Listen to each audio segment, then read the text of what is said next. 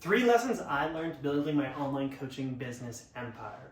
At the end of the day, these 3 pieces are the only reason that I not only built to a full-time income, but then it was able to get to 6 figures, multiple 6 figures, 7 figures, and now multiple 7 figures. Number 1, your mindset is more important than you think. I know, so boring. Everyone talks about mindset, but I'm not talking about mindset in a woo way. Oh, you need to have the right beliefs and you need to chant and you need to do these different things. No, your mindset needs to be resilient. It needs to be able to go through hard times, and frankly, it needs to be realistic. And let me go through these one at a time. Number 1, you need to be resilient. In entrepreneurship, you're going to have great days and you're going to have bad days. And it's going to be a long endurance type of sport. Building a business is not a sprint. It is a marathon, an ultra marathon, and a super ultra marathon. So you need to be able to endure for the long run. If you're just here for a year, you're not going to really get very far. If you're here for 5 to 10 years or even further, you're going to get far. So be resilient, be ready for it. There's actually studies done that the more closely related you can get your mindset to what's really going to happen. Let's say, hey, it's going to take a hard work to build my business. The more you're realistic with your mindset, the better chance you have of actually being successful. So number 1, be resilient. Number 2, understand that there's going to be hard times, right? We call it regulating. So when you have really hard days, understand that there's not always going to be hard days. When you have really amazing days, take it in, but realize that there's hard days coming. This might sound a little bit pessimistic to some of you, and it did to me at first because I'm a born optimist. But at the end of the day, learning to regulate my emotions and regulate the mindset, a lot of people kind of talk about it as in, hey, your feelings are one thing, but follow the plan.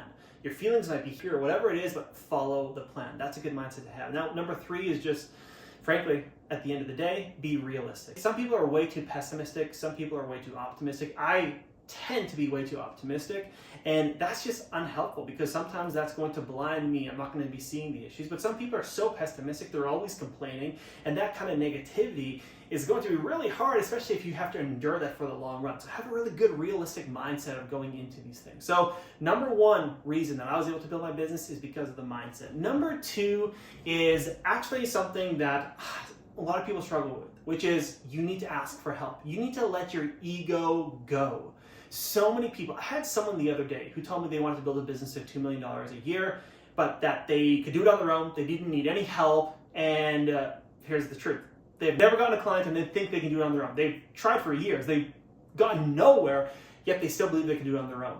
Your ego is the biggest overhead in business. So get humble, ask for help, and go find the people who've already done what you want to do. There are so many people. If you want to run a marathon, would you say, hey, I'm going to learn how to do it on my own. I don't need help from anyone. Or if you're like, hey, there is hundreds of people who've run many marathons who can tell me exactly what to do. What's the better option? To try to do it on your own and get injured, get shin splints and bonk at mile 20 or whatever it is, or find someone who can give you the exact thing that worked for them and help it work for you. So number 2, the reason that I'm here today is because I let my ego die, I was humble, and I was willing to be coachable and learn from other people. And then number 3, the reason that this actually all worked is I was able to pivot. This is really important. Social media, the online space, if you've been in this for longer than 6 to 12 months, you know that there are things that shift. If you watched Friends, you know that one scene where they're pivoting the couch around the corner and Ross is yelling, pivot! That's exactly what happens in the online space every year, year and a half, 2 years. So you have to learn to change with the game, go with the flow, understand what are the non-negotiables that will just work day in and day out for years, and what are the things that are trending and changing that I do need to be aware of. Because if you don't move with the game, you're going to be left behind.